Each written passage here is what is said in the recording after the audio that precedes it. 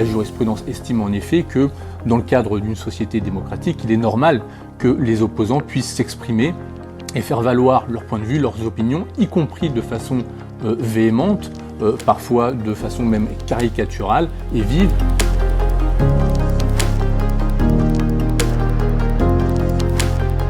Il faut rappeler que les élus d'opposition disposent d'un droit, d'un espace au sein du journal municipal pour exprimer leurs opinions. C'est effectivement prévu par le Code général des collectivités territoriales, l'article 2121-7-1 du Code, qui prévoit que les élus qui ont été élus sur une liste autre que la liste qui est arrivée en tête des élections municipales ont le droit d'exprimer leurs opinions dans un espace qui leur est réservé au sein du journal municipal. Et ce faisant, ni le maire en principe, ni le conseil municipal ne peut s'opposer à cette publication, ni ne peut l'encadrer,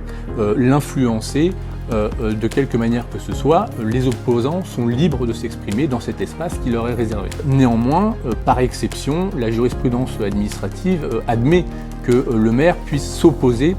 à cette publication de l'opposition dans leur espace qui leur est réservé au sein du journal municipal dans certaines conditions strictes. C'est le cas lorsque les articles qui sont publiés par les opposants dans cet espace réservé contiennent à l'évidence des contenus manifestement outrageants, injurieux ou diffamatoires au sens de la loi du 29 juillet 1881. Et ça appelle, à mon sens, 3 observations. La première, c'est que de manière générale, la jurisprudence admet une large liberté d'expression lorsque les propos s'inscrivent dans un débat démocratique. La jurisprudence admet en effet que la critique politique, l'expression par des opposants politiques de points de vue sur la politique qui est menée par une municipalité puisse être formulée de manière véhémente, voire caricaturale. La deuxième observation, c'est que, en particulier dans le cadre d'un contexte de campagne municipale par exemple, cette liberté d'expression est d'autant plus admise, avec des limites d'autant plus souples qu'on estime effectivement que c'est à ce moment-là que s'expriment les opinions politiques et qu'elles font vivre ainsi le débat politique local. La troisième observation, c'est que la jurisprudence administrative a pris le soin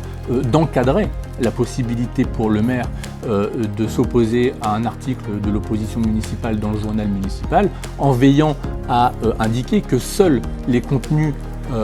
qui sont à l'évidence et manifestement diffamatoires ou injurieux au sens de la loi du 29 juillet 1881 peuvent être censurés par le maire. Ces termes de « à l'évidence », manifestement, sont ici utilisés comme des sortes de garde-fous contre le risque d'une dérive de censure de la part de la municipalité à l'égard de ses opposants.